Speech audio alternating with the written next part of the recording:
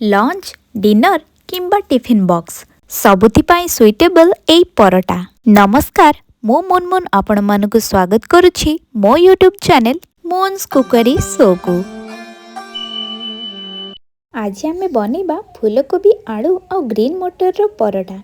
चलंतु प्रथमे परटा पाई स्टफिंग बनेबा।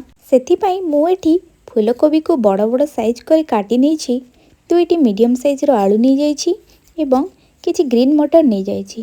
प्रथमे आमे आलू को एमिति दुई फाळ करी काटी नेबा।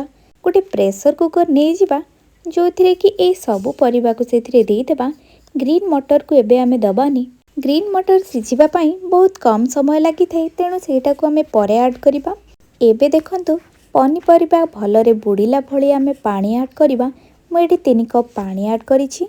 एहा परे आमे प्रेशर कुकर देई 3 रु 4 टी हुइसिल आसीबा पर्यंत कुक करि नेबा। हुइसिल आसी गलानी। प्रेशर रो गैस रिलीज हेबा पर्यंत आमे वेट करिबा। एबे मु प्रेशर कुकर रो लिड को खोली नेछि एवं आपण माने देखि पारुथिबे आलू आ फूलकोबी भल भाबरे सिझी जाइछि। सबु को आमे गोटे प्लेट को बाहर करि नेबा एवं ठंडा हबा पई रखि दबा। ए सब ठंडा हला भितरे चलंतु आमे नेक्स्ट कुकिंग प्रोसेस को जिबा। परोटा बनेबा पई मु एठी देखंतु 4 बड़ स्पून आटा यूज करिछि। रुटी बनेबा पई जो भली भाबरे आमे आटा चकटुछे ठीक सेई भली भाबरे एठी हाफ टी स्पून लूण देई मु आटा को दଳି नेबी एवं गोटे सॉफ्ट आटा डो प्रस्तुत करी नेबी। मु एठी धीरे धीरे पानी ऐड करी आटा को दଳି नेछि। आटा को आमे पूरा सॉफ्ट करी दଳି नबा, जा द्वारा कि परोटा मध्य सेई भली भाबरे भल बनिबो। जदि आपण आटार डो को टिके टाणुआ रखिबे ताहले परोटा बनेला बेले आमे जो स्टफिंग देबा सेटा बाहर को बाहरिबार अधिका चांसेस थाए। देखंतु मु धीरे धीरे करी भल भाबरे आटा डो प्रस्तुत करी नेछि। एबे आमे एहाको कवर करी 10 मिनिट पर्यंत रखि नबा। आटार डो को 10 मिनिट पर्यंत रेस्ट देला मध्यरी चलंतु आमे स्टफिंग को पूरा कंप्लीटली बनै नेबा। एबे आमे सिझे रखितिबा आलू रो चोपा को छड़ै नेबा। आलू गुडी कर चोपा को मु छड़ै नेछि। एबे आमे चलंतु नेक्स्ट कुकिंग प्रोसेस को जिबा। सेति पाई आमे गोटे पैन नै जिबा। सेतिरे 2 टेबल स्पून ऑयल नै जिबा। मु एठी सोरिष तेल यूज करिछि। आपण माने चाहिले रिफाइन तेल मध्ये यूज करि परिबे। तेल टिके गरम हे गला परे मु एठी 1 टीस्पून जीरा ऐड करिछि। गोटे मीडियम साइज रो प्याज को मु ए भली भाबरे छोट छोट करी काटी नै ताको एथिरे ऐड करि नेछि। गोटे हाफ इंच रो अदा को मध्ये एठी ऐड करि नेछि। 6 ରୁ 7 कोळ रसुण को मध्ये एठी ऐड करि नेछि। दुईटी कंचा लंका को मध्ये मु एठी दे देछि। अदा रसुण एवं कंचा लंका को छोट छोट पीस करी काटी नेछि। आपण माने चाहिले अदा रसुण रो छेचा मध्ये यूज करि परिबे। देखंतु ए भली भाबरे टिके ब्राउन कलर हे गला परे आमे एथिरे ग्रीन मटर ऐड करि नबा। कोबी एवं आलू को सिझेला बेले आमे लूण ऐड करि नतिले, तेणु आमे ए स्टेज रे ही हमकु जेतिकी लूण दरकार आमे ऐड करि नबा। देखंतु मु एथिरे हाफ टी स्पून हळदी गुंड, हाफ टी स्पून लंका गुंड देबी एवं हाफ टी स्पून धनिया गुंड, हाफ टी स्पून गरम मसला गुंड देबी।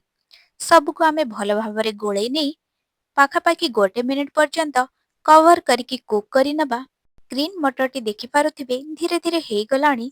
आहुरी किछि सेकेंड पर्यंत आमे फ्राई करि नबा। एहा परे आमे एथिरे सिझे रखितिबा फूलकोबी एवं आलू को ऐड करि नबा। एहा को से स्पाचुला सहाय्य रे ही टिके टिके भांगी आमे एहा को भल भाबरे गोळै नबा। टिके गोळै नेला परे पुणी थरे एहा को 30 ରୁ 40 सेकेंड पर्यंत कवर करके कुक करि नबा। देखंतु एहा हमर परफेक्टली रेडी हे जाइछि। एबे आमे कोन करिबा, एहा को गोटे मैशर सहाय्य रे किंबा आपण जदि चाहिबे गोटे ग्लास को नै कि किंबा गोटे गिना सहाय्य रे मध्य एहा को एभली मैश करि परिबे। मु एठी गोटे मैशर सहाय्य रे एहा को भल भाबरे मैश करि नेछि, जेमिति हमकु परोटा रे स्टफिंग देला बेले गोटा गोटा हे रहिबनी। सेति पई आमे एहा को भल भाबरे मैश करि नेबा। शेषरे मु एठी धनिया पत्र एवं हाफ टी स्पून जीरा पाउडर ऐड करि नेबी एवं एहा को पुणी थरे भल भाबरे गोळै नेबी। आपण माने चाहिले एठी भृसंग पत्र मध्य ऐड करि परिबे, जहा द्वारा कि बहुत ही भल फ्लेवर आसी थाए। परोटा रे देबा पई स्टफिंग एबे पूरा रेडी हे जाइछि। एही स्टफिंग को आमे एबे ठंडा हवा पई रखि दबा। स्टफिंग टी भल भाबरे ठंडा हे गला परे मु एबे गोटे बाउल को बाहर करि नेछि। नेक्स्ट देखंतु आमर रेस्ट करिबा को रखितिबा अटार डो मध्य पूरा पूरी सॉफ्ट हे जाइछि। एबे आमे एही अटार medium size row ball prepare करि नेबा। ଦେଖନ୍ତୁ ମୁଁ ଅଧିକା ଛୋଟ ରଖିନି କି ବଡ଼, ମୁଁ ଏଠି ମିଡିୟମ ସାଇଜର ଅଟାର ବଲ୍ ପ୍ରସ୍ତୁତ କରି ନେଇଛି। ଏହାକୁ ଆମେ ସାଇଡରେ ଏଭଳି ହିଁ କଭର କରି ରଖିନେବା।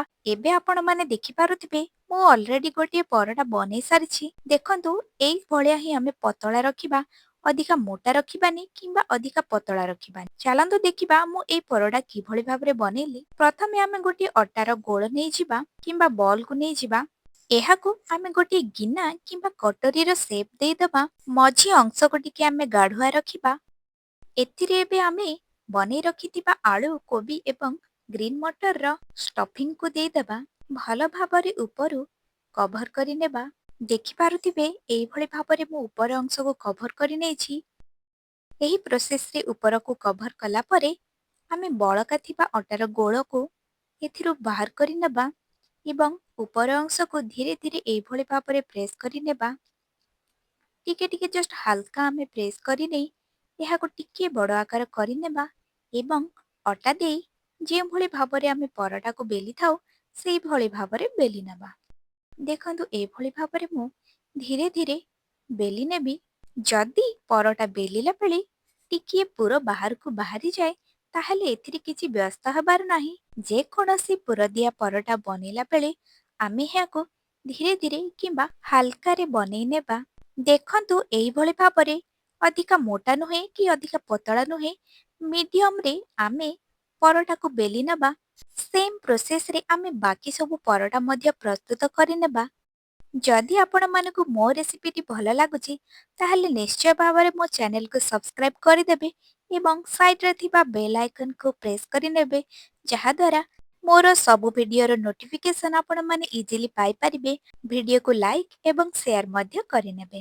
ଦେଖନ୍ତୁ ଆମେ ଏବେ ଏଠି ସବୁକୁ ଭଲ ଭାବରେ ବେଲି ନେଇଛେ। ଏବେ ଆମେ ଗୋଟିଏ ପ୍ୟାନ୍ ନେଇଯିବା, ସେଥିରେ ହାଫ୍ ଟି ସ୍ପୁନ୍ ରିଫାଇନ୍ ତେଲ ଦେଇଦେବା। ସେଥିରେ ବନେଇଥିବା ପରଟାକୁ ଆଡ୍ କରିନେବା। ଏହାକୁ ଓଲଟାଇ ପଲଟାଇ ଭଲ ଭାବରେ ସେକି ନେବା। ଆପଣମାନେ ଚାହିଁଲେ ପରଟାରେ ପରେ ମଧ୍ୟ ତେଲ ଦେଇପାରିବେ। ପରଟା ବନେଇଲା ବେଳେ ଆମେ ଗ୍ୟାସର ଫ୍ଲେମକୁ ଲୋ ମିଡିୟମରେ ହିଁ ରଖିବା।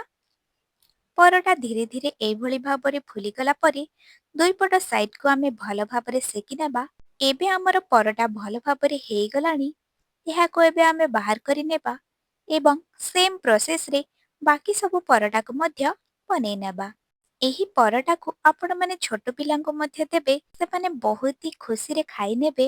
ଆପଣମାନେ ଏହି ପରଟାକୁ ହେଲ୍ଦି କରିବା ପାଇଁ ରିଫାଇନ୍ ଅଏଲ ବଦଳରେ ଘିଅ ମଧ୍ୟ ୟୁଜ୍ କରିପାରିବେ। ଶୀତ ଦିନରେ ତ ସବୁ ପ୍ରକାର ପନିପରିବା ଆଭେଲେବୁଲ ରହିଥାଏ, ତେଣୁ ଏହି ରେସିପିକୁ ଆପଣମାନେ ଘରେ ନିହାତି ଥରେ ଟ୍ରାଏ କରିବେ। ଦେଖିବେ ଆପଣଙ୍କୁ ବହୁତ ହି ଭଲ ଲାଗିବ। ବଳକା ପରଟା ଗୁଡ଼ିକ ମଧ୍ୟ ମୁଁ ଏଠି ପ୍ରସ୍ତୁତ କରିନେଇଛି। ଏହାକୁ ଆପଣ ଟମାଟୋ ସସ୍ କିମ୍ବା ଚାହା ସହିତ ମଧ୍ୟ ଏନ୍ଜୟ କରିପାରିବେ। ଦେଖନ୍ତୁ ସବୁ ପରଟା ଗୁଡ଼ିକ ବନିକି ରେଡି ହେଇଯାଇଛି।